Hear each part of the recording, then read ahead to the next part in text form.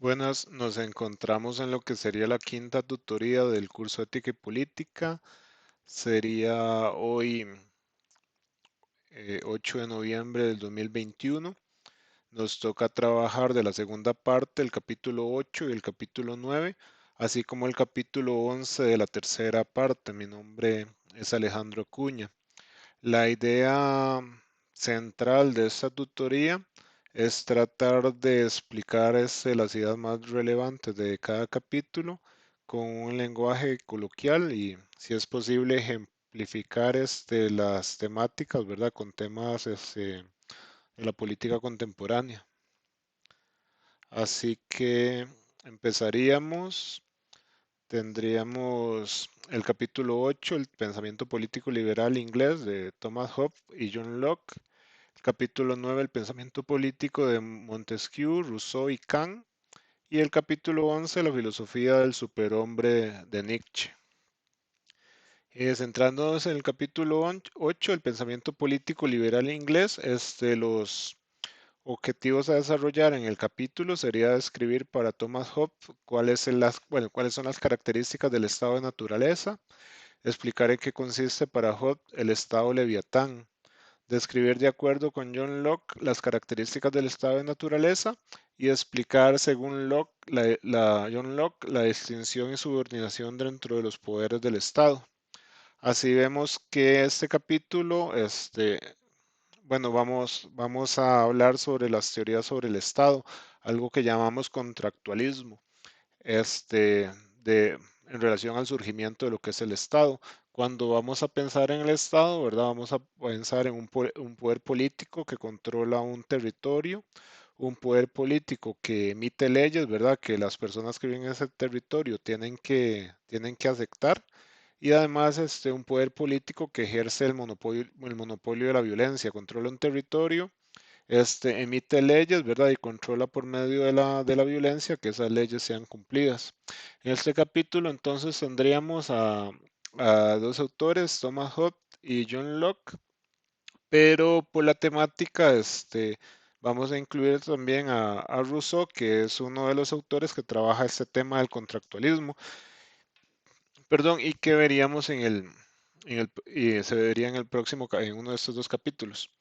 Entonces tenemos de Thomas Hobbes, bueno, perdón, los tres autores trabajan esta temática que vamos a llamar o se llama contractualismo, pero no vivieron en épocas distintas. Ninguno vivió en ese planeta, en el mismo momento que el otro. Tenemos a Thomas Hobbes, ¿verdad? Que es un pensador inglés. Sus ideas lo llevaron muchas veces a estar en conflicto, ¿verdad? Con los líderes religiosos de la época. Ha hecho trabajos sobre cómo el ser humano genera conocimiento y todo eso. Sus principales obras son en razón de la política y la obra más conocida de la que vamos a estar mencionando, que es el Leviatán de 1651, que es uno de los tratados, ¿verdad?, más importantes en razón de la filosofía política. El segundo de los autores va a ser John Locke. Tenemos que vivió de 1632 a 1704.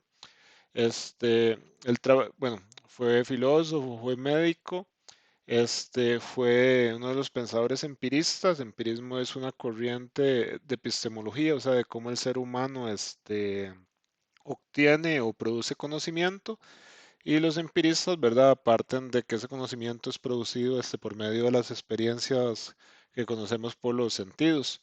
Pero en lo que vamos a trabajar hoy es el tema de la política, y John Locke se le considera el padre del liberalismo clásico. El liberalismo político, ¿verdad? Es una filosofía política que ha influido mucho a diversos países, como lo es Estados Unidos. Entonces su propuesta política es de gran relevancia también a nivel mundial. Y vamos a incluir también como un contractualista a Rousseau, que Rousseau ha trabajado bueno, trabajó múltiples temas, ¿verdad? En ensayos y en libros, y también tiene una visión de cómo se originan los estados. Entonces trabajaríamos el tema sobre este capítulo, que es el tema del contractualismo. de cómo vamos a suponer el origen de los estados. Así que para esto hay primero que ver varios conceptos. Uno es el estado de naturaleza.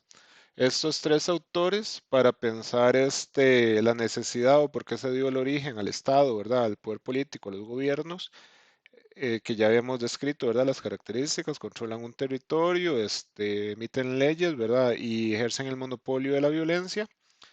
Ellos van a pensar, para suponer el origen del Estado, eh, una, una forma previa al Estado, un Estado meramente de naturaleza, un Estado en el que el ser humano está, está en una sociedad sin leyes, en una sociedad sin poder político, y eso nos lleva a otro punto, a desarrollar presupuestos antropológicos. ¿Cómo se comportaría el ser humano en ese estado de naturaleza? El estado de naturaleza, ¿verdad? No es que haya existido, sino el estado de naturaleza es imaginar una situación hipotética de cómo hubiera sido, ¿verdad? Una forma de vida previa al Estado. Entonces, tendría que, esos autores parten de pensar el estado de naturaleza y de pensar principios antropológicos. ¿Cómo sería el ser humano en ese estado de naturaleza? ¿Cómo se comportaría el ser humano previo, digamos, a tener que vivir bajo la autoridad política? Y digamos, esa vivencia en el estado de naturaleza y esa forma o principios antropológicos de cómo viviría el ser humano en ese estado de naturaleza llevarían a suponer distintas necesidades, distintas condiciones por las que el ser humano se vio obligado a hacer un contrato, ¿verdad?, de convivencia social y de esa forma crear los estados. Entonces, cada uno de estos autores, ¿verdad? Va a partir de un supuesto estado de naturaleza, va a partir de ciertos principios antropológicos o cómo sería ese ser humano en naturaleza y condiciones que lo obligaron a dejar ese estado de naturaleza, y construir y someterse a un poder político. Y ese poder político, dirigir ahora sí la vida social con determinadas reglas o con determinada forma, ¿verdad? De resolver los problemas que se dan en el estado de naturaleza. Entonces, el primero de esos autores que mencionaríamos sería Thomas Hobbes. Thomas Hobbes, ¿verdad? Que ya vimos que escribe el Leviatán, que es uno de los libros más importantes de filosofía política, va a suponer, bueno, cuál es esa naturaleza humana, cómo él sería o cómo fue o sería ese ser humano en el estado de naturaleza. Ya habíamos visto en Maquiavelo eso, el pesimismo antropológico, cuando hablamos de Maquiavelo. Ahorita consideraríamos en Thomas Hobbes un pesimismo antropológico. ¿Qué veríamos? El hombre es lobo del hombre. El ser humano sería interesado, el ser humano siempre buscaría el poder y el ser humano ya y no tendría piedad para imponer sus intereses, ¿verdad? A los intereses de los otros. Entonces, ese estado, el ser humano en ese estado de naturaleza, sería un ser humano malo, sería un ser humano conflictivo, un ser humano que entraría en una constante disputa. Sería prácticamente un estado de guerra de todos contra todos. ¿Cuáles serían los inconvenientes, verdad, de vivir en ese estado de guerra?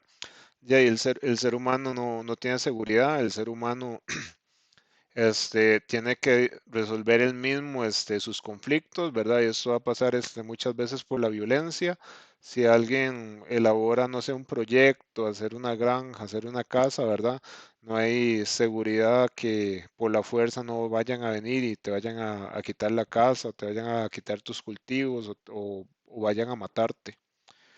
Entonces, hay frases muy famosas en la historia de la filosofía que señalan que hasta un grupo de demonios, ¿verdad?, preferiría tener ciertas reglas a vivir en un estado de guerra constante.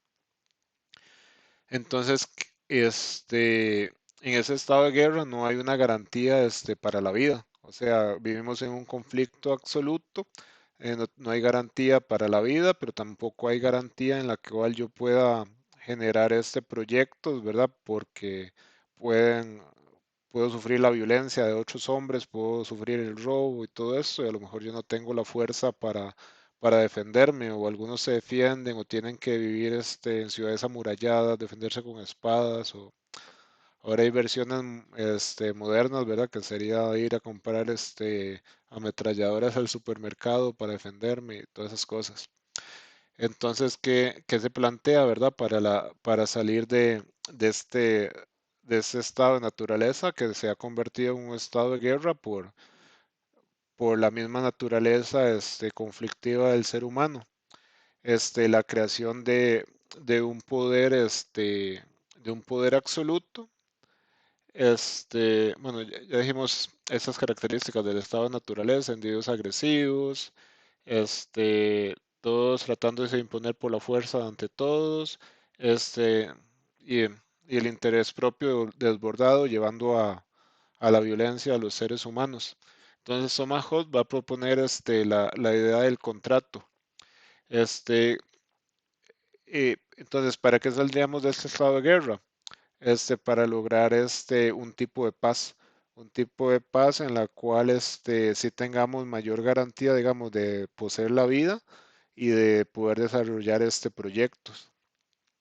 Entonces, para eso, sería sería la creación del Estado en Tomahawk. Pero, ¿qué plantea el Estado? Como el ser humano es violento, como el ser humano es agresivo, como el ser humano, si no tiene reglas que se le impongan y se le obliguen a cumplir, va a desbordar esa naturaleza conflictiva. Entonces, Tomahawk va a proponer un estado fuerte, un estado poderoso, un estado, prácticamente absoluto. Por eso pone de ejemplo, un monstruo bíblico, ¿verdad? El Leviatán, un poder, ¿verdad? Que está más allá de las dimensiones humanas, ¿verdad? Capaz de aplastar a ese ser humano que se trate de salir de esas reglas y va a imponer un poder absoluto, va a imponer un soberano o un pequeño grupo, ¿verdad? Que van a establecer cuáles van a ser las reglas y van a obligar a todos los seres humanos en ese estado, en ese gobierno, a que siga esas reglas, pero con unas características muy específicas. Digamos que hay acuerdos, pero si no hay algo atrás que me haga cumplir ese acuerdo, muchas veces los hombres por sus mismos intereses no van a cumplir con los acuerdos. O sea, tiene que haber una espada de fondo, tiene que haber un elemento coercitivo del Estado, ¿verdad? Que genere violencia y obligue a todos, ¿verdad?, a cumplir esas reglas para salir de ese estado de naturaleza. Entonces, ese contrato, en Tomahawk tenemos un estado de naturaleza que se ha convertido en un estado de guerra por las mismas características del ser humano, interesado, conflictivo, que no teme, dañar al otro, ¿verdad? Para cumplir sus intereses. Entonces, para salir de ese estado, vamos a suponer la entrega a un poder absoluto, a un poder político gigante, concentrado en pocas manos, capaz de imponerse por la fuerza a todos los seres humanos.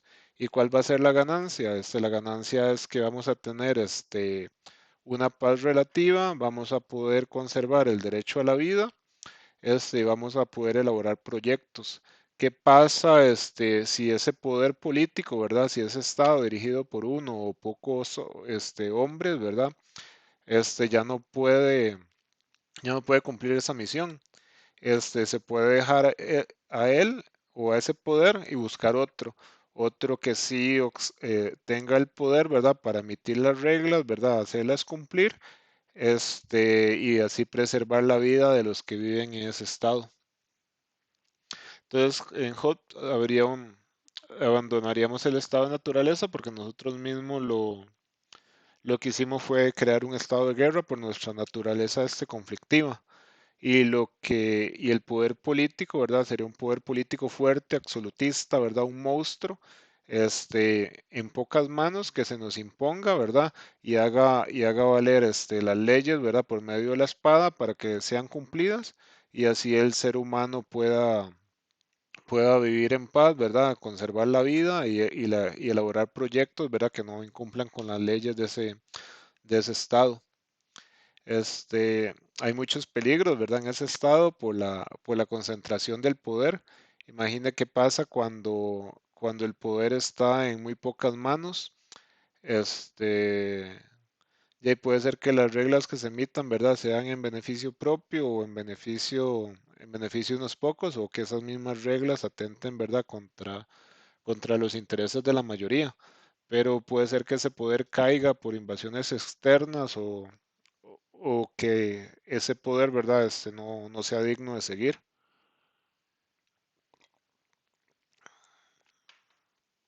A ver, ahora vamos con John Locke. Habíamos hablado que John Locke era el padre del liberalismo político. En el liberalismo político, se supone que hay tres derechos fundamentales que son dados por naturaleza.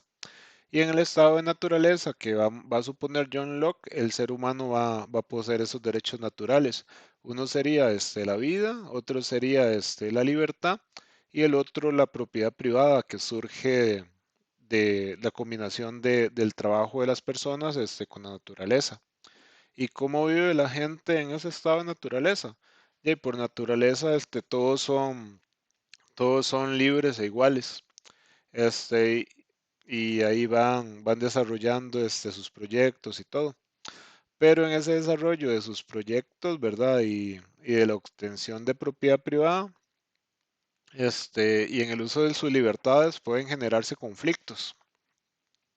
Y al estar en un estado de naturaleza, digamos, no hay ninguna autoridad, no hay abogados, no hay jueces, no hay policía, no hay nadie que medie en esos conflictos. Entonces, esos conflictos pueden ser que pongan en riesgo la vida, la libertad, o la propiedad de las personas. Entonces, cada quien tiene el derecho, digamos, de la autodefensa. Entonces, esa autodefensa muchas veces, en ese estado de naturaleza puede crear conflictos que vayan a ocasionar, ya hay estados de guerra, ¿verdad? Estados en que cada quien tenga que defender su vida, su libertad y su propiedad por su propia cuenta, haciendo que de ese estado de naturaleza se caiga en un estado de guerra. Entonces, para evitar entonces, ante ese problema de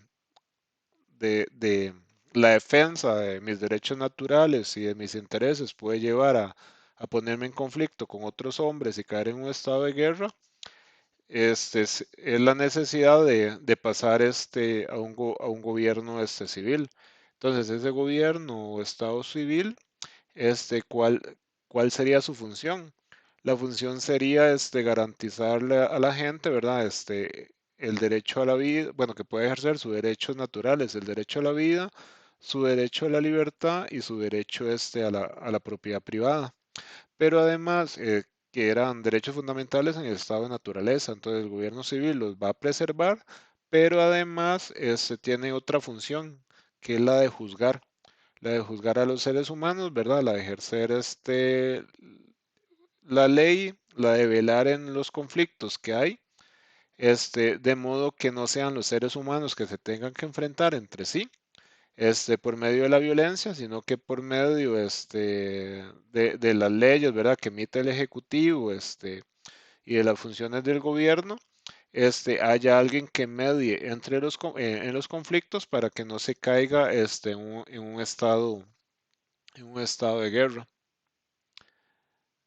A ver, dice sobre el contrato social, sea entre el individuo y el gobernante, supone la renuncia solo a legislar y castigar, que eso le entraría al poder judicial, que sería parte del poder ejecutivo, y dar protección, digamos, al derecho a la propiedad. Entonces, digamos, ¿qué se estaría cediendo? Se estaría cediendo, ¿verdad? En parte, solo ese derecho a la autoprotección, al autocuidado, a la autodefensa. En la medida de que hayan autoridades del gobierno civil, ¿verdad? No sé, policía, jueces, ¿verdad? Que velen por resolver los conflictos. Pero ¿qué pasa si no hay ningún policía, no hay ninguna autoridad en ese momento? y hay alguien que vaya a atentar contra mi vida, mi libertad o mi propiedad privada. Entonces, en ese caso, ahí sí existiría el derecho todavía a la autodefensa, porque ese derecho es un derecho natural y no se podía ceder.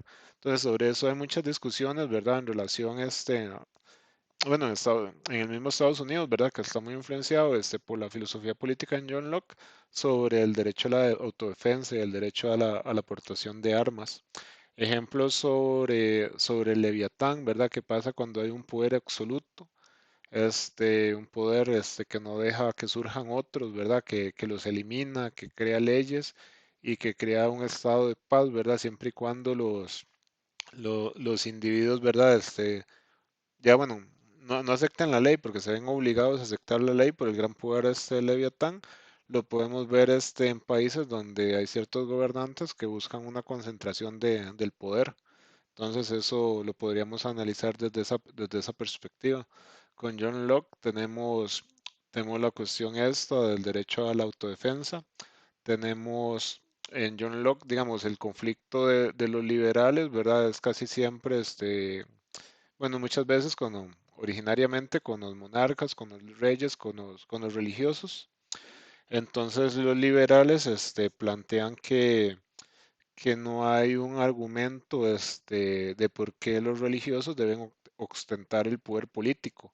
Entonces se plantea, ¿verdad? Con la creación de este gobierno civil, ¿verdad? Un gobierno dirigido por los seres humanos, ¿verdad? No un gobierno dirigido por ideas teológicas, dirigido por la libertad de esos seres humanos y la racionalidad, en la cual va a haber una división de poderes, va a haber un poder legislativo que va a emanar leyes, y un poder ejecutivo, ¿verdad? Que va a hacer que se cumplan. Y la función, como ya se dijo, es defender el derecho a la vida, a la libertad, a la propiedad privada y juzgar los conflictos entre los hombres para no caer en un estado de guerra. Pero ¿qué pasa? ¿Qué pasa si el gobierno no funciona? ¿Qué pasa si el gobierno, en lugar de proteger la vida, la libertad y la propiedad de las personas, más bien atenta contra ellas? Entonces, en John Locke habría el poder irrevocable, podría haber una insurrección de los ciudadanos al ver que ese gobierno civil no funcionó, correctamente, de llevarlo a su fin y fundar este otro a partir de otro contrato. O sea, esas son las condiciones que se ponen, pero si el gobierno en realidad no cumple, no funciona, más bien se vuelve en contra de los derechos naturales de los mismos ciudadanos, ¿verdad? Los ciudadanos no tendrían por qué seguir con ese contrato, podrían disolverlo. Luego al tercero de estos contractualistas sería Rousseau. En Rousseau se habla del buen salvaje, se habla de un estado de naturaleza en el cual la tierra es extensa y, y los seres humanos viven como han vivido por mucho tiempo. Pero resulta que ya, las poblaciones humanas crecen, hay desastres naturales y hay otras situaciones que hacen que los seres humanos tengan que empezar a reunirse, a vivir en comunidades. Entonces, de un estado en el que están caracterizados por la libertad, y por la igualdad, van a sufrir conflictos. Digamos, uno de los conflictos, que va a ser la propiedad privada, ¿verdad? Que alguien se empieza a apoderar de las tierras y así surjan conflictos sociales y algunos tengan más poder que otros y tal vez una especie de división de clases, va a hacer que haya conflictos entre los seres humanos. Así que los seres humanos se van a ver obligados, ¿verdad?, a buscar una forma más justa, para ponerse de acuerdo, entre ellos mismos. Y esto va a surgir, igual que en los otros autores, por medio de un pacto. Pero el pacto, que Rousseau lo plantea, va a ser en relación a la voluntad general, que la vamos a considerar, como única, soberana. Esa voluntad general va a ser una especie de moralidad, y racionalidad, digamos, de los mismos ciudadanos. de cómo ellos mismos se plantean que se debe gobernar. Entonces no se habla específicamente de un tipo de gobierno, sino que el gobierno como regla, como condición, tenga que cumplir con esa moralidad y esa racionalidad que surge de la ciudadanía. Sobre el contrato social, ¿verdad? Es entre individuos, entre la comunidad. Supone la entrega de todos los derechos a la comunidad. El fin, ¿cuál va a ser? Mantener la libertad, y la subsistencia, una forma de gobierno, que, que no, que no sea impuesta por intereses particulares, ¿verdad? Y que no dañe, la vida bajo la imposición de ciertos criterios, ¿verdad? Que no surgen de esa voluntad general, de esa racionalidad y de esa moralidad surgida de la comunidad. Entonces en Rousseau se va a plantear una especie de democracia radical. El contrato crea la voluntad general. A obedecerla, el individuo se obedece a sí mismo. O sea, el individuo está siguiendo las mismas reglas, las mismas formas de vida que van a emanar de la comunidad. Entonces sería la comunidad misma dándose su propia ley y su objetivo sería el bien público. El legislador debe preparar las leyes que expresen el dictamen de la voluntad general. Así sería un sistema más planteado participativo, horizontal y que eximiría una democracia radical. Digamos, el individuo es libre obedeciéndose a sí mismo, porque al obedecerse a sí mismo obedece a la voluntad, ¿verdad?, que irradia de la comunidad. Entonces ahí tenemos un poco en líneas generales, por las cuestiones del tiempo y todo esto, las concepciones, ¿verdad?, del contractualismo. O sea, el contractualismo presupone una idea de contrato. ¿Cuál fue por qué el ser humano abandona ese supuesto estado de naturaleza para crear los estados, para crear para vivir bajo un poder político? Además, cada uno de los autores supondrá un modelo político que se va a originar necesariamente de ese contrato. A partir de lo que ya vimos, ¿verdad?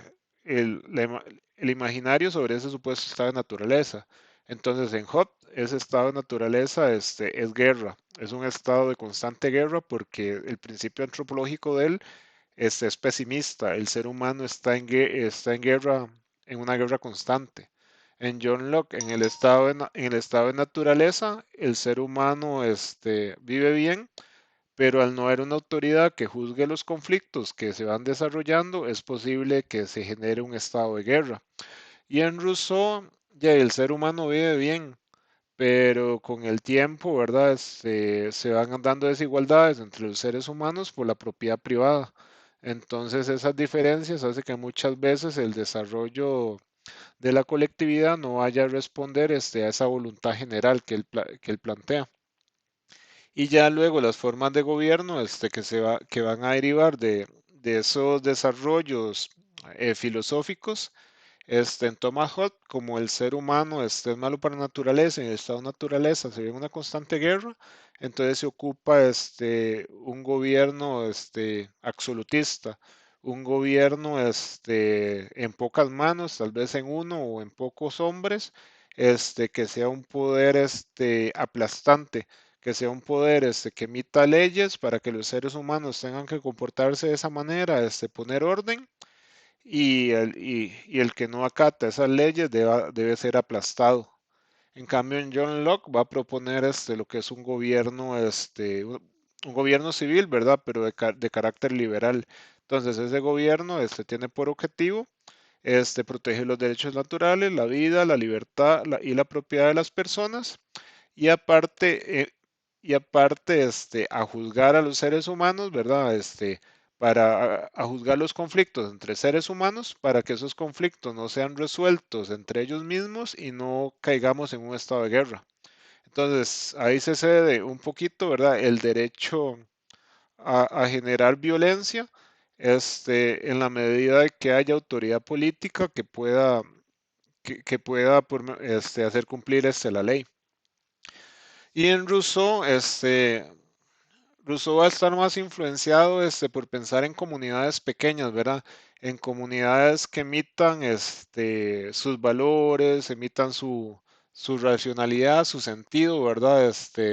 De lo que queremos con la comunidad y no va a haber propiamente un tipo de gobierno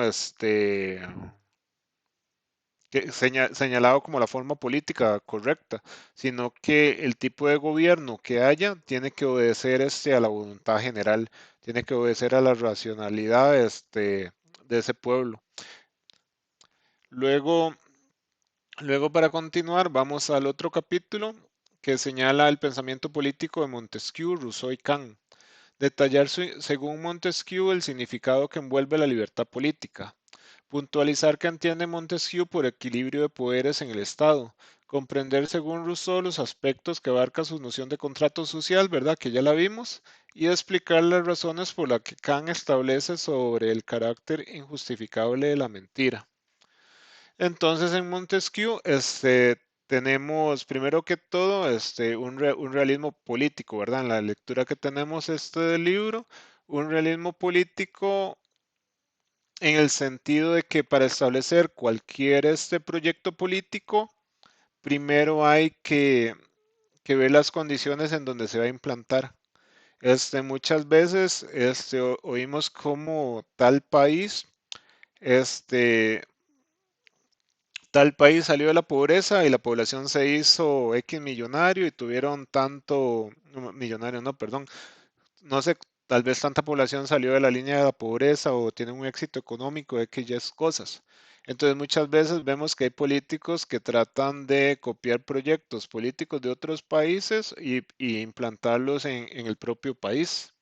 Entonces Montesquieu lo que va a plantear es que copiar recetas y aplicarlas en determinados lugares no funciona, sino que cuando se va a aplicar un proyecto político, es necesario que ese proyecto político responda a las características reales del lugar donde se va a ejecutar.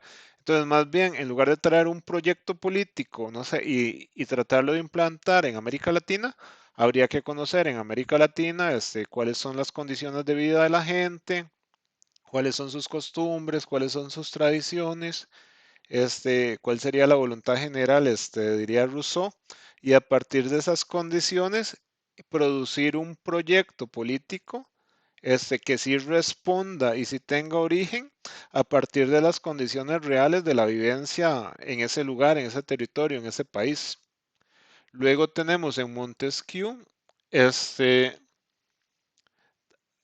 también una desconfianza en relación a la división de poderes. Eso lo tenemos por acá. Ah, bueno, sobre Montesquieu,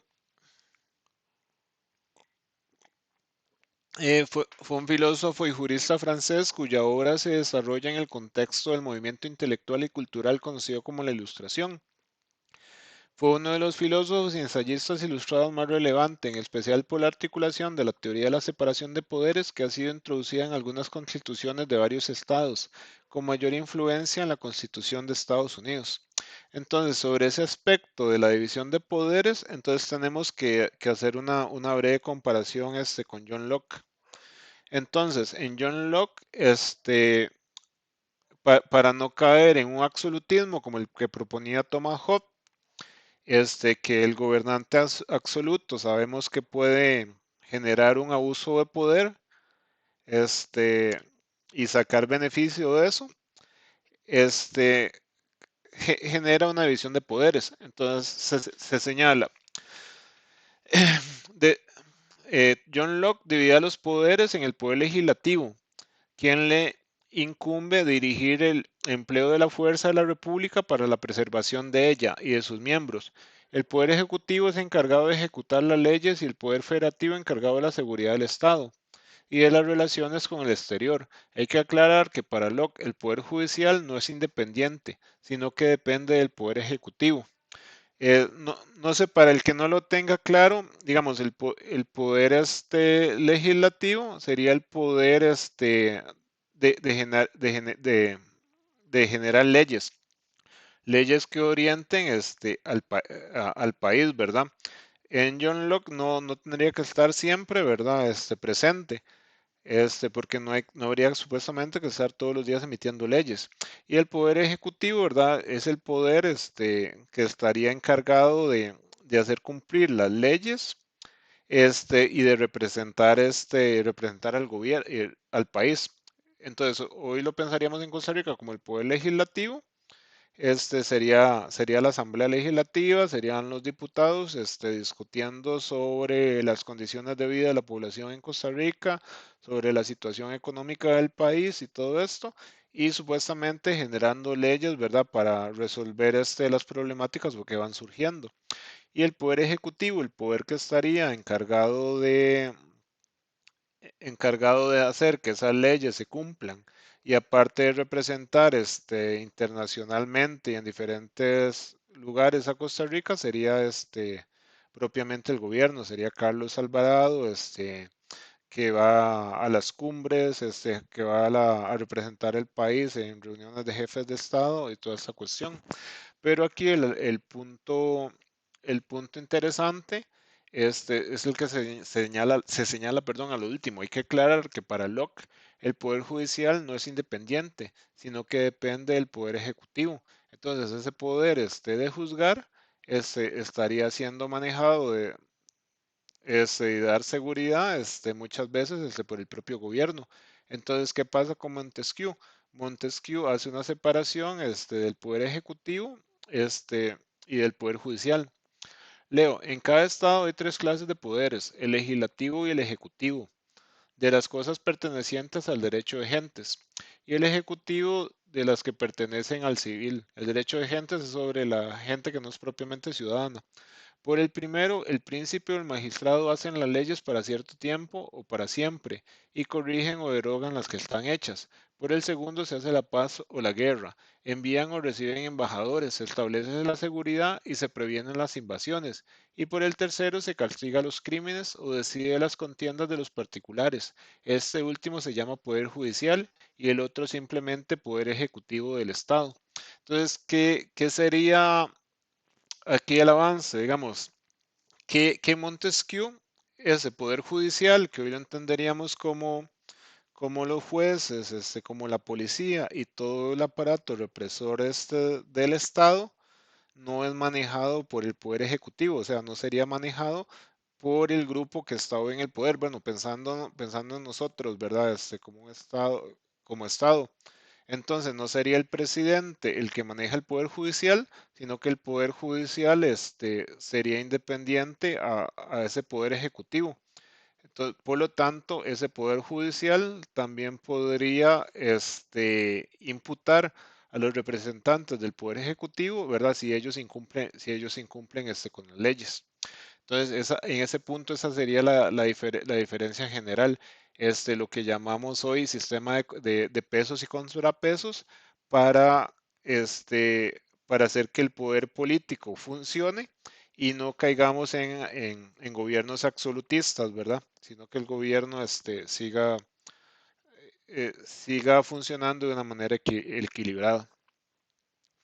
Ahora bien, sobre Rousseau ya nos referimos y tendríamos que venir a hablar, sobre las ideas de Immanuel Kant.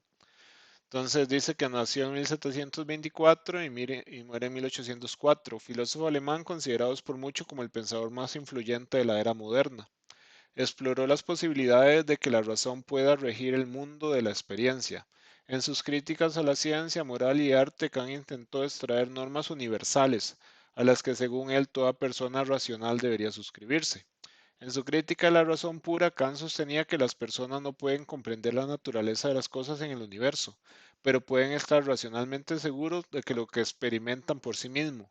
Dentro de esta esfera de la experiencia, nociones fundamentales como espacio y tiempo son ciertas. Este, ¿qué vamos a encontrar, con Kant?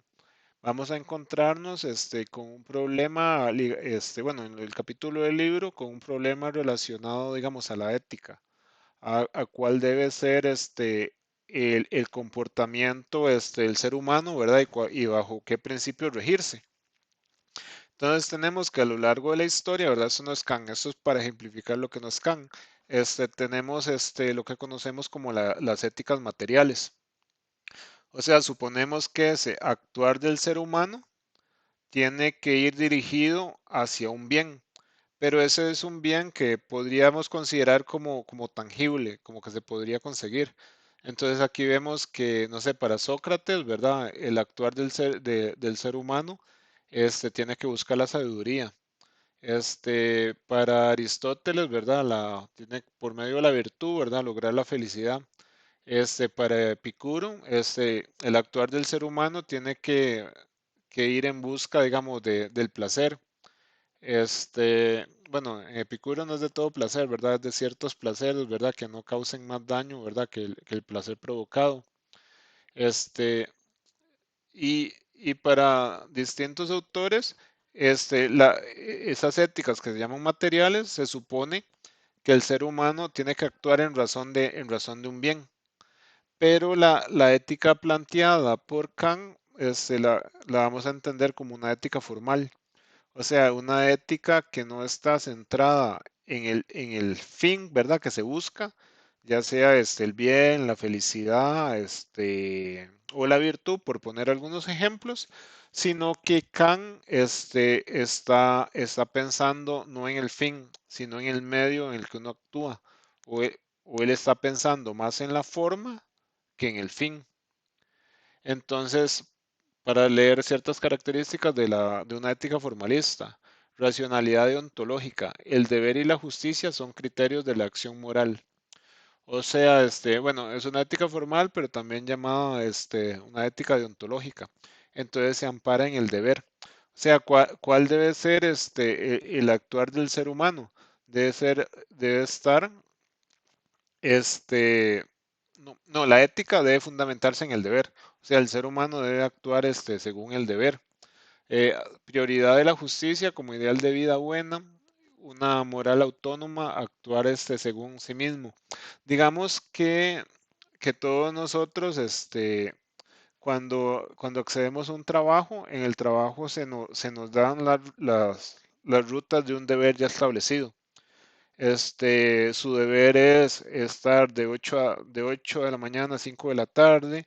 Su deber es cumplir con esas tareas. Su deber es cumplir, en vender los productos a tal precio. No puede cobrar ni más ni bien. Entonces, hay muchas formas en las que usted puede actuar, pero según alguien que sigue una ética como la kantiana, que es una ética impuesta en el deber, la forma correcta en la cual usted debe actuar es actuar según el deber previamente establecido.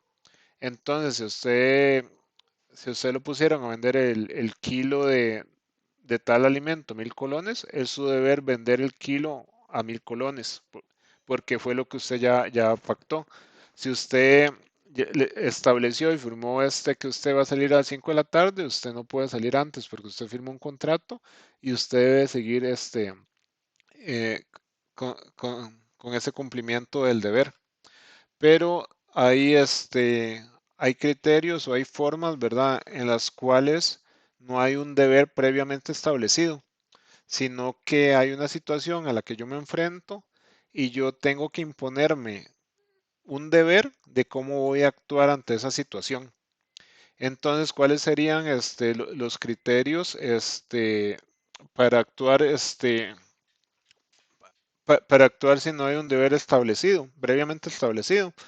Entonces debería actuar de manera autónoma, establecerme un mandato autónomo en el cual yo considere que todas las personas en esa situación deberían actuar de tal forma.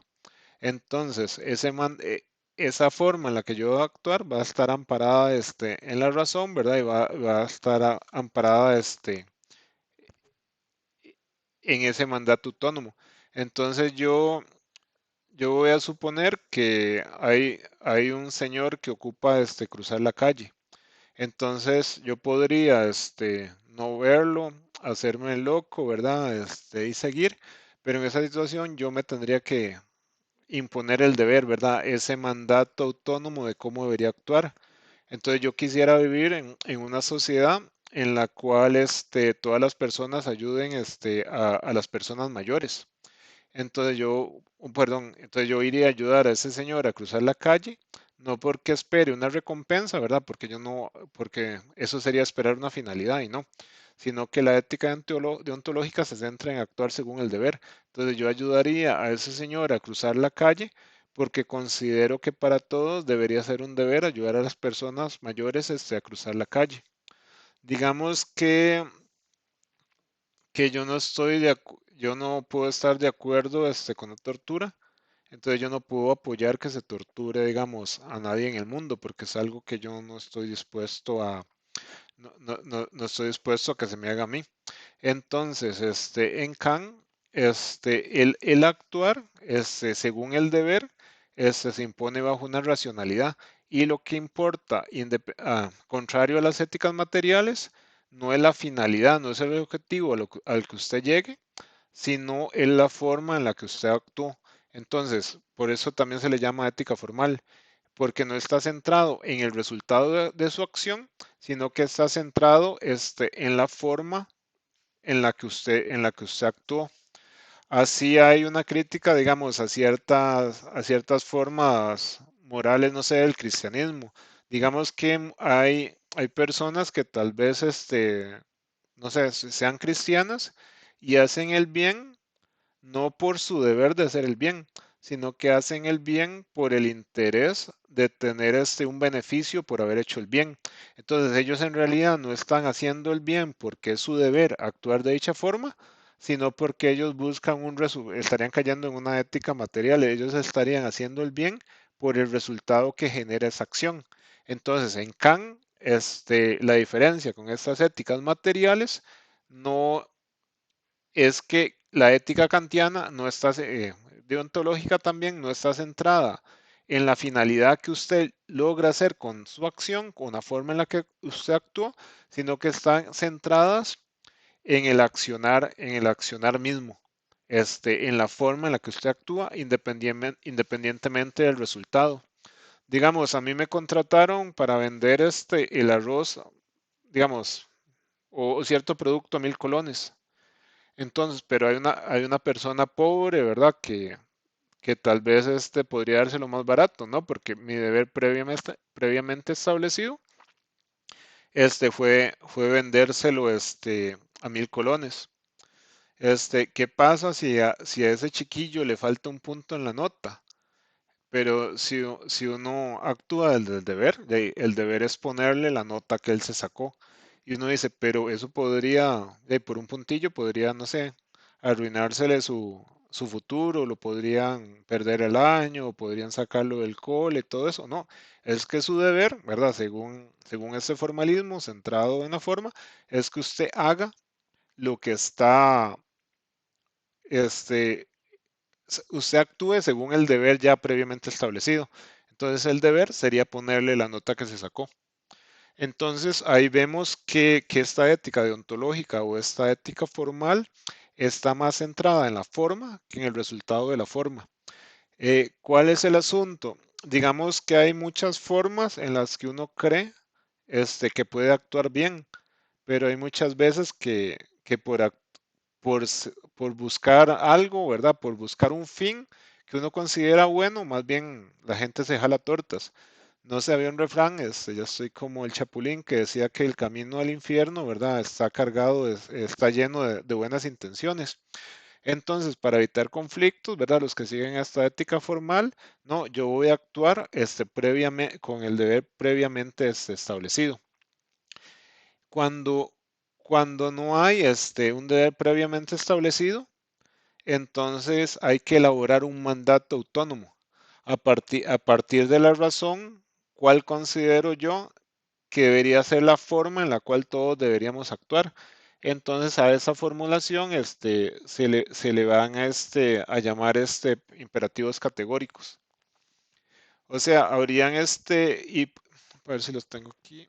Ajá, habrían imperativos hipotéticos este, que están subordinados a un fin determinado. Entonces, digamos, si hay que pasar el examen, uno debe estudiar. O sea, es una forma de actuar, ¿verdad? Que está subordinada a un fin, ¿verdad? A un resultado determinado. No sé, si quiero bajar de peso, tengo que hacer dieta, tengo que hacer ejercicio. Si quiero ganar una competencia deportiva, tengo que entrenar más, etcétera, etcétera. Pero luego tendríamos los imperativos categóricos. El imperativo categórico no está subordinado a ningún fin y por lo tanto es una norma, ¿verdad?, que debe cumplirse con independencia a las consecuencias que genere. O sea, el imperativo categórico está centrado en la forma específica en la cual todos deberíamos actuar. Entonces, alguna formulación del imperativo categórico se describe así. Actúa de tal forma que tus acciones puedan ser consideradas como ley universal de la naturaleza. ¿Qué significa eso? Bueno, vamos a pensarlo así. Actúa de tal forma en la que uno se da un mandato autónomo. Yo voy a actuar como yo creo que todos los demás seres humanos deberían actuar. Entonces, el ejemplo que nos ponen aquí, ejemplo, debe respetar al prójimo. Yo estaría de acuerdo que debo vivir en una sociedad donde todos respeten al prójimo. Entonces yo cada vez que me tope con alguien o esté en una situación, voy a partir del principio incondicional que hay que respetar al prójimo, porque yo quisiera que todos deberíamos respetar al prójimo. ¿Qué pasa en una situación? Si yo robo, estaría afirmando que todas las demás personas podrían robar, pero entonces como yo no quiero vivir en una sociedad de ladrones, entonces yo no robo. ¿Qué pasa si yo me encuentro un celular ajeno, verdad? Lo apago y me lo meto ahí en la cartera. No, no, ¿qué pasaría si a mí se me perdiera el celular? Yo quisiera que cualquier persona que se encontrara a mi celular, dejara el celular prendido, recibiera la llamada y negociáramos la forma en que me pueda devolver el celular. Entonces, el imperativo categórico, ¿verdad? Que es un mandato autónomo, ¿verdad? No toma la opinión de los demás, sino es una ley que uno se autoimpone a partir del deber y a partir de la razón. Va a generar nociones de cómo debe actuar el ser humano, pero independientes a cualquier fin. Uno le puede dar la vuelta al imperativo categórico. Este, bueno, hay, hay fórmulas presentes en el cristianismo, digamos, trata a todas las personas, ¿verdad? Como tú quieres que te traten a ti. O no le hagas al prójimo lo que no quiere que el prójimo te haga a ti. Entonces, en el imperativo categórico sería un mandato autónomo, amparado en la razón y amparado en el deber, en el cual habría que actuar independiente, ¿verdad?, a ningún fin. O sea, esa sería la forma, ¿verdad?, dictada por la razón en la cual todos los seres humanos deberíamos guiar nuestro actuar. Entonces, en el libro eh, se nos pone el conflicto. El ser humano debería mentir en ciertas situaciones. Se nos pone el ejemplo, ¿qué pasa si llega una banda de asesinos o de criminales, y le preguntan si uno tiene escondido a cierto ser humano que ellos están buscando? Entonces, en Kant, no es no es correcto no actuar según el imperativo categórico, o no es ético no seguir esas normas antiimpuestas, por ningún motivo. Así que en Kant, digamos que decir la verdad sería un imperativo, y no estaría por ningún fin justificada la mentira. Asimismo, asimismo, se estaría, digamos, centrando siempre en la forma de actuar y no en el resultado. Entonces, ¿cuál es la principal crítica, digamos, a este tipo de ética? Que muchas veces actuar según el deber, ¿verdad? O según el imperativo categórico, no conlleva un buen fin. Digamos, a una persona, que para defender la vida de otra no podría mentir. Este, o, o no podría salirse de él, del imperativo, sino que se vería obligado ahí como una camisa de fuerzas, independientemente de cualquier otra situación.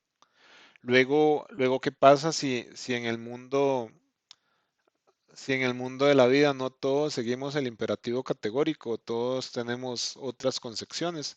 Es capaz de que entramos en conflicto, ¿verdad? Porque no hemos discutido, no hemos elaborado de cuáles máximas serían las que entendemos por medio de nuestra razón que tiene que seguir el deber.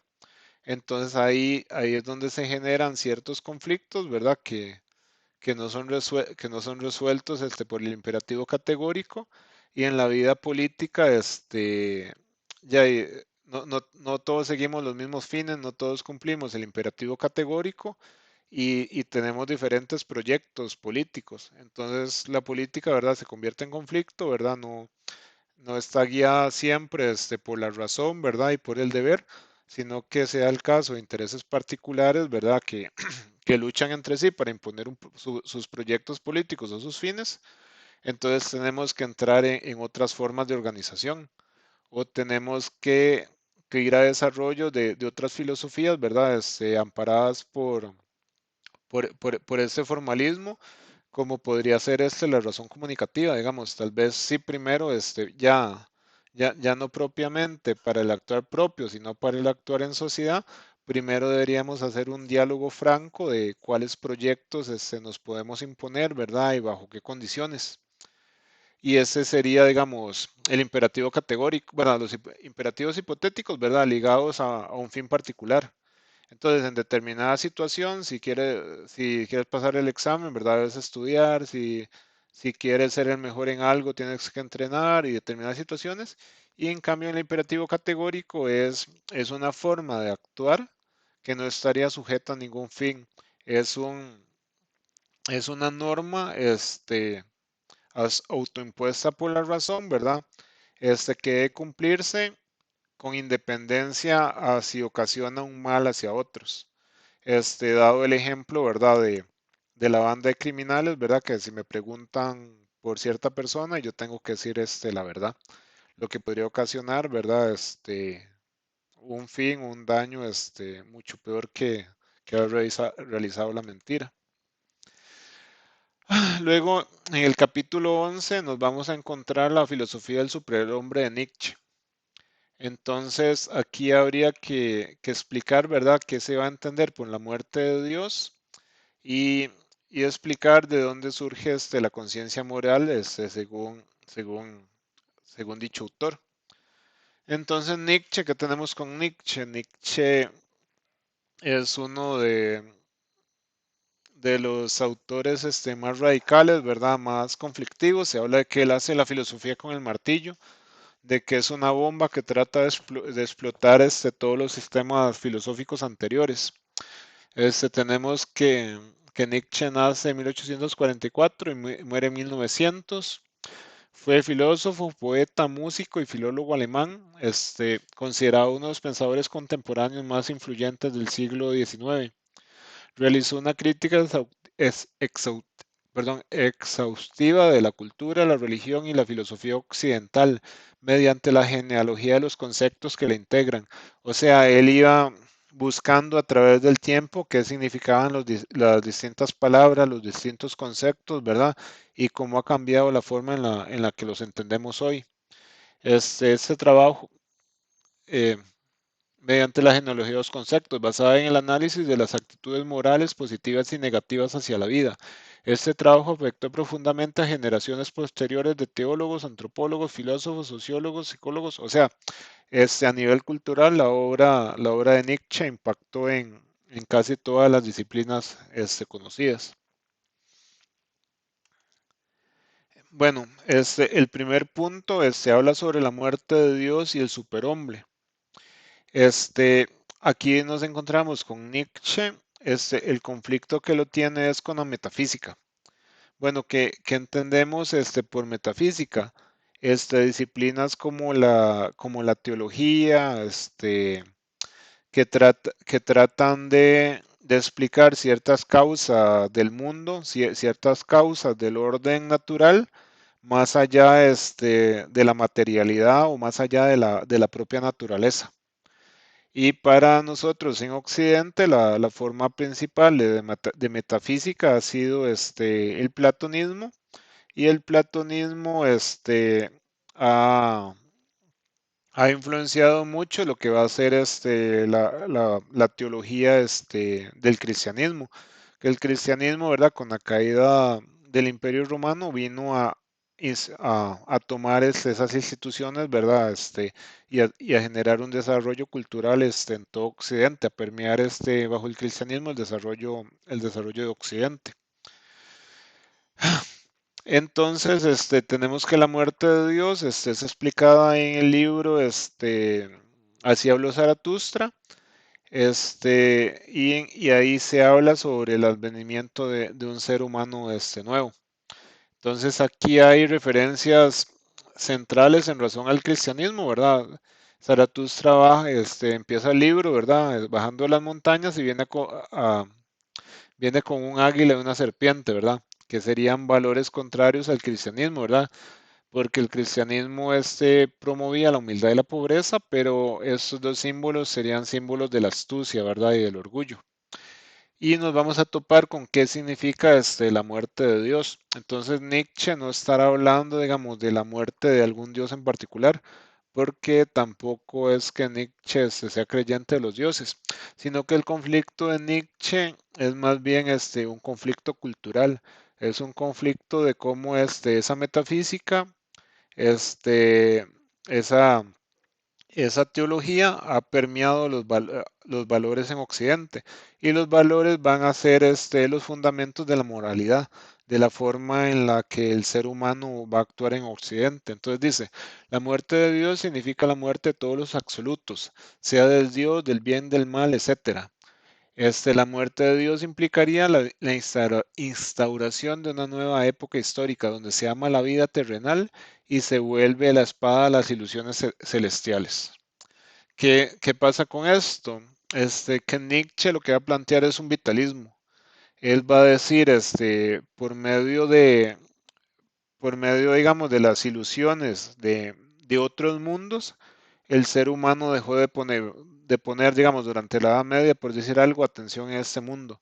El ser humano ya perdió los valores que lo aferran a la vida, en los cuales la gente buscaba el poder, la gente buscaba la salud, la gente buscaba la fortaleza, y como para el cristianismo, ¿verdad? Que es la forma de metafísica más popular, lo que importaba era salvar el alma, salvar el espíritu. Entonces ya la gente no buscaba esos valores, ¿verdad? De la naturaleza, esos valores que remiten a una voluntad de poder, como cuando uno ve las matitas creciendo en el cemento.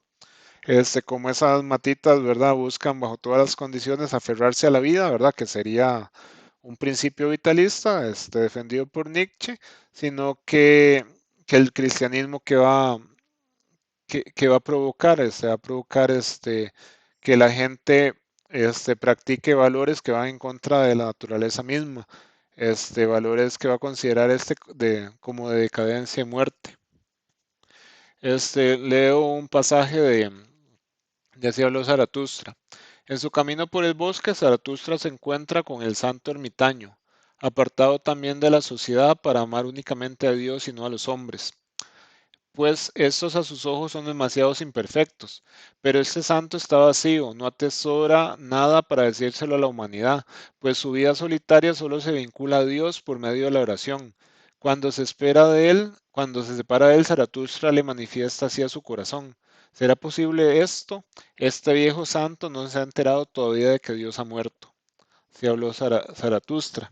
Entonces Zaratustra no está hablando, ya señalamos, digamos, como que un Dios particular se haya muerto, sino que una época en la cual se generaron ciertos valores que iban en contra de la naturaleza, en contra de la vida, tal vez defendidos por ciertas instituciones, ya no son los que tienen que orientar al mundo, sino que van a resurgir ciertos valores, ¿verdad?, del pasado, que van a volver a darle el valor y el sentido que la vida y la naturaleza tienen, y así se habla de la muerte de Dios, ¿verdad?, como una transformación cultural. Entonces, Zaratustra se indigna que los valores predominantes dentro de la sociedad niegan la vida y niegan el mundo como única realidad. Entonces, esos valores predominantes, ¿verdad?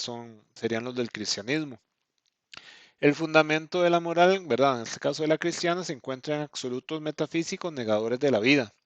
Se impone una moral de esclavos, de débiles, de enfermos, sobre una moral de señores. Entonces él habla que antes del advenimiento, ¿verdad? O de la imposición de esa moral cristiana, los valores tenían que ver en relación a la audacia, al poder, a la jerarquía, a la salud.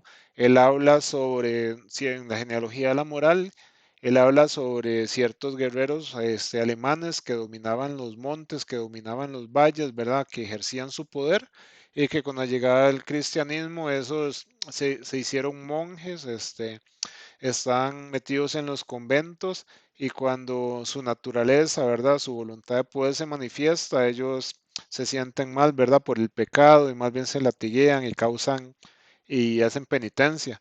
Entonces él va a señalar que esos valores del cristianismo, en lugar de llevar al máximo al ser humano y aferrarlo a la vida, lo convirtieron en un animal enfermo, ¿verdad? Que más bien está buscando la muerte y la decadencia porque eso lo acerca más a las recompensas de ultratumba, ¿verdad? Esas recompensas metafísicas en un supuesto mundo que para Nietzsche no existe, ¿verdad? No hay evidencia de que exista y que hacen que el interés del ser humano por este mundo se olvide en razón del supuesto beneficio que va a tener.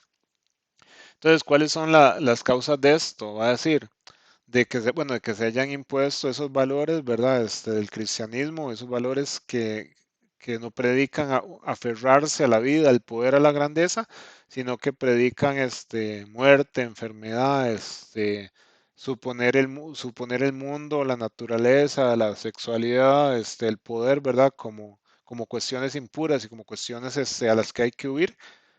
Entonces él dirá, filósofos como Platón y Sócrates, dualistas, negadores del valor real de esta realidad. O sea, en Platón, ¿verdad? Y en su personaje Sócrates, que es el que sale en los escritos de él de protagonista, se habla de un dualismo, de que este mundo son las sombras del otro, de que este mundo, de que hay un mundo más allá en el cual están las formas puras y esas formas puras son conocidas como el alma. Son conocidas por el alma, ¿verdad? Lo que va a ser adoptado después por el cristianismo, ¿verdad? Con el dualismo de la existencia de otros mundos. Entonces a Platón y Sócrates los acusa de negadores de esta vida, los acusa de negadores de la realidad. Luego va a hablar de religiones como el cristianismo y el budismo, que él va a señalar que van a ser religiones de esclavos y enfermos, que buscan negar esa existencia y, y nivelar la moral a partir del miedo y la debilidad. O sea, va a señalar que el cristianismo, por decir algo, es una religión para enfermos, para débiles y para que estén contentos con su desdicha y no traten de rebelarse ni obtener el poder ni nada de eso. Entonces, ¿cuál fue el resultado de todos esos procesos? El nihilismo. El nihilismo es una palabra, un concepto filosófico que remite a la nada y que va a señalar que hay una desvalorización de la existencia, una desvalorización del mundo y la vida humana. Entonces, para Nietzsche, esta vida, ¿verdad? Y este mundo es la única realidad que conocemos, es la única realidad concreta y de la cual se desprendían ciertos valores naturales, que esos valores naturales remitían a la vida, a aferrarse a la vida, a ejercer una voluntad de poder y que el ascenso de la metafísica y las religiones, ¿verdad? Que llegan como la cristiana, le han dado vuelta, han hecho que el ser humano, en lugar de seguir esos impulsos naturales en aferrarse a la vida y buscar el poder, se han convertido en animales enfermos, ¿verdad? En animales esclavos de ciertos principios en razón del beneficio en otro mundo que no sabemos si existe. Entonces aquí un esquema, la muerte de Dios y el superhombre, porque ya empezamos a irnos a ese punto, Dios ha muerto. Entonces, ¿eso qué significaría? Ya no hay que doblegarse ante lo sobrenatural. La defunción de Dios es el hecho más grandioso que vive la historia de la humanidad y no el nacimiento de Cristo. La muerte de todos los valores absolutos que han lisiado al individuo. Luego el superhombre.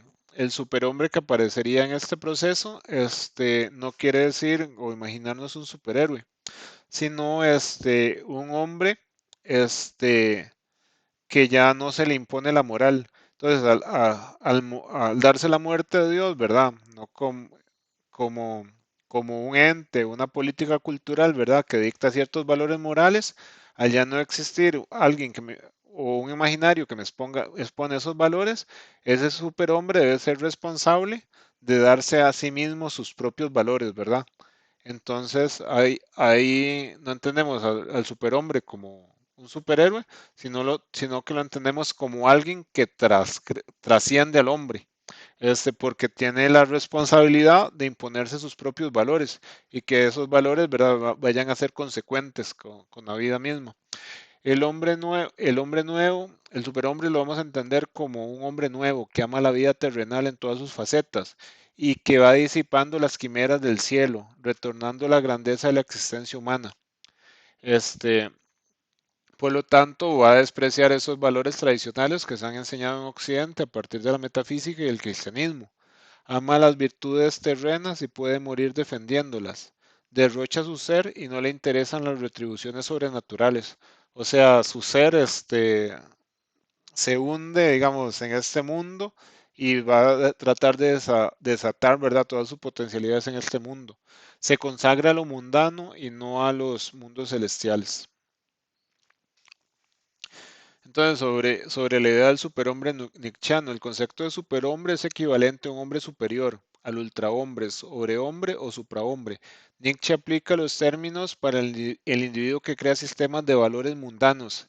Yo sé que mundano suena muy feo porque todos nos crearon en razón de la moral cristiana, pero mundanos no tendría por qué ser mala palabra, sino en relación al mundo, ¿verdad? Al mundo en el que vive. Entonces, crea sistemas de valores mundanos, vitales y que exaltan la existencia terrenal en todas sus fases. Parte de la muerte de Dios a fin de destruir sus valores decadentes y transmutarlos, entendiendo, ¿verdad?, la muerte de Dios como un evento cultural, ¿verdad?, en la cual ya no hay una imposición de valores, o si la hay, él los deniega y va a buscar sus propios valores. El superhombre presenta el último paso de superación del hombre, de la moral mórbida. Entonces, ¿cómo puede darse una metamorfosis? Entonces, él la plantea a través de tres elementos o de tres fases, una que es la del camello, otra la que es la del león y otra la del niño. Entonces, en la primera etapa sería con la representación del camello.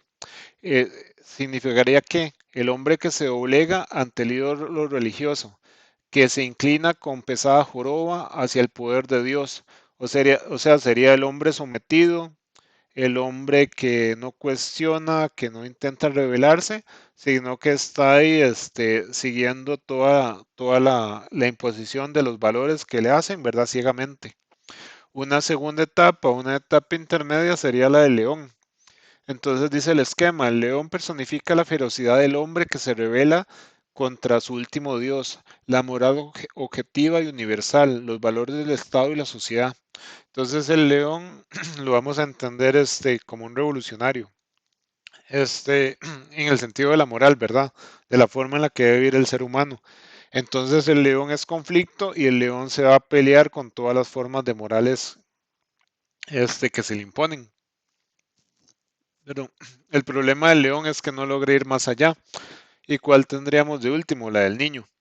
Entonces el niño sería un nuevo nacimiento. Ya no sería el camello sometido o que obedece ciegamente, tampoco sería el león que se encuentra en un constante conflicto con esas normas, sino que el niño ya las supera, ya las trasciende. Entonces dice el niño, es un diferente comienzo, es juego, es creación, es libertad, es aventura y nuevos valores terrenales. Entonces para el niño la moralidad va a ser un juego, va a ser un juego en el que él poco a poco va a ir creando sus propios valores El niño le pueden dar un juguete, pero le pueden dar algo y él lo puede usar de manera diferente. Es alguien flexible, ¿verdad? Que crea, pero que ya no va a estar atado, digamos, a todos esos valores a los cuales se sometía el camello y los cuales entró en conflicto el león. Entonces, con la muerte, como la muerte de Dios, la llegada del superhombre, ¿qué queda? Hay que volver a dar vuelta a los valores. Ya no se podría seguir permitiendo que valores que limitan al ser humano, valores que lo someten a supuestas recompensas en mundos imaginarios o mundos que no tenemos la, la prueba de que existan y aparte que reniegan o ven las capacidades y potencialidades del ser humano muchas veces como algo malo, sigan estando dirigiendo el mundo.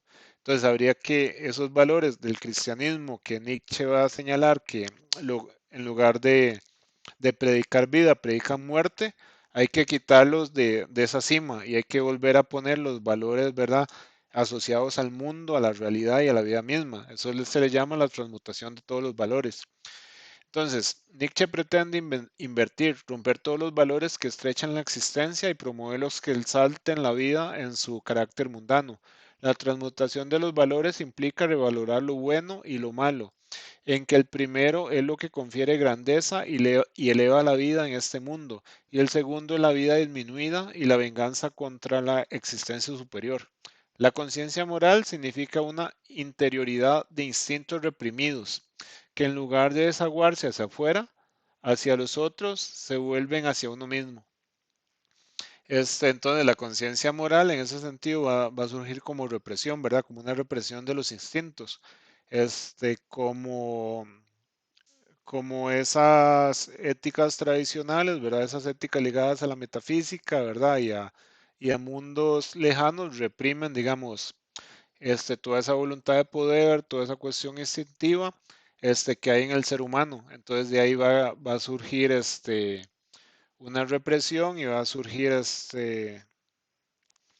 ¿cómo decirlo? La palabra, el ser humano va a tener un problema porque toda su naturaleza ha sido reprimida por la moral. La conciencia moral surge del instinto humano hacia la crueldad. Esta, en lugar de verterse hacia afuera, se inhibe canalizándose hacia adentro. La conciencia se torna mala en la medida que brota un remordimiento, una culpa, ¿verdad? Eso sería las consecuencias, digamos, de esas éticas cristianas, equivalente a una deuda de carácter impagable al único y omnipotente Dios, al estarle hipotecada la existencia misma. Luego, con Nietzsche tendríamos otro punto que es la llamada filosofía del martillo. Este, que Nietzsche, su filosofía ha sido confrontativa, ha sido la de tratar de disolver y tratar de destruir, ¿verdad? Todos los sistemas anteriores a él,